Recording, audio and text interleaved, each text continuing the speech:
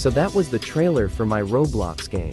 And I want to show 3 levels in full while talking about things like the release date. The first thing I want to talk about isn't the game, but the text-to-speech voice. The old one got removed by the editing app I used, so I had to replace it with this one. But now let's talk about the game. So that creature you saw at the end of the trailer was an animatronic designed by Shadow.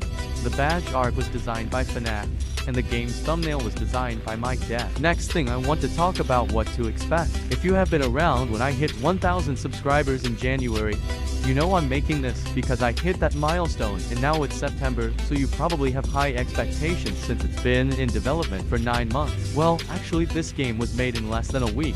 I originally began with Eric making a story game called Artificial Invasion where a robot was hunting you down, but the story was horrible and the game wasn't fun to work on. Since it wasn't fun to work on, I had no motivation, and the only idea I had was the story in chapter 1.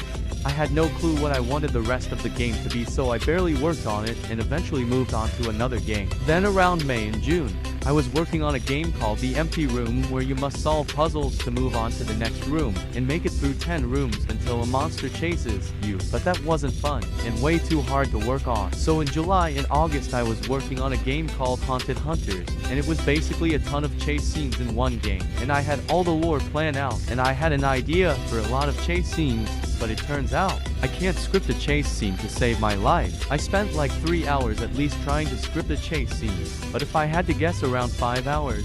But eventually it got scrapped early September, which led me to make this game, which I made in under 1 week. Parts of those games like chase scenes from Haunted Hunters or rooms from The Empty Room might appear in this game.